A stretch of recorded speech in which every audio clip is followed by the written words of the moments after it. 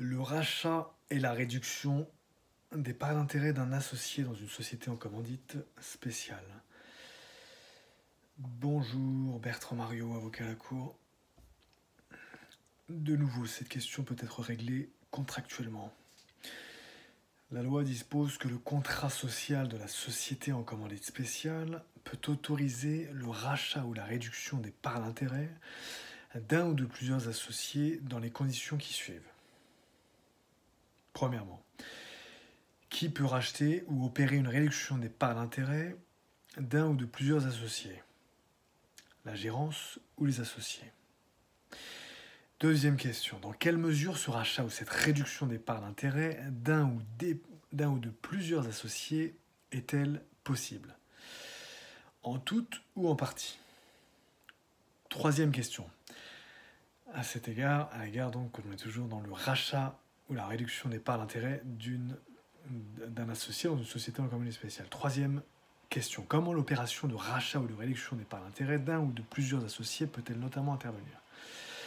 Le rachat ou la réduction des parts d'intérêt d'un associé peut être effectué sur demande d'un ou de plusieurs associés. Voilà pour cette troisième question.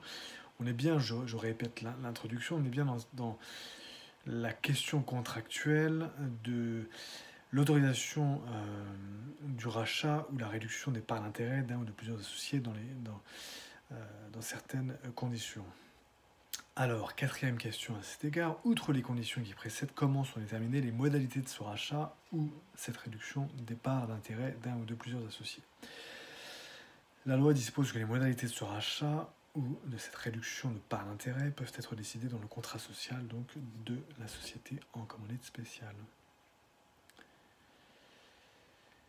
Voilà, pour notre exposé de ce jour, le rachat ou la réduction des parts d'intérêt d'un associé dans une société en commandite spéciale.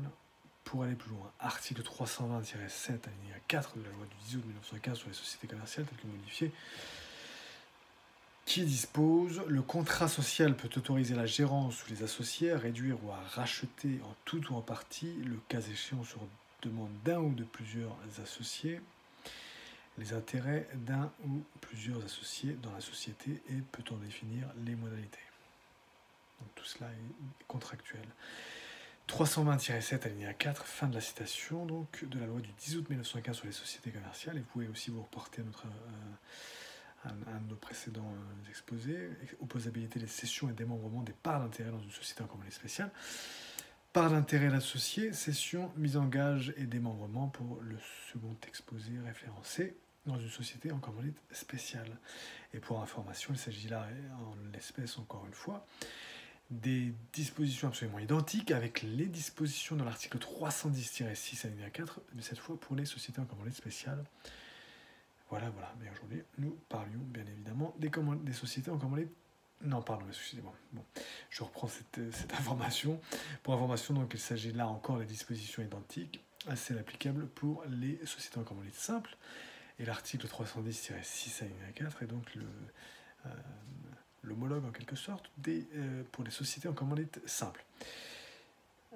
Et en l'occurrence, on parlait des sociétés en commandite spéciale, vous l'aurez compris. Voilà pour notre exposé de ce jour. Donc, je répète le titre, le rachat ou la réduction des parts d'intérêt d'un associé dans une société en commandite spéciale.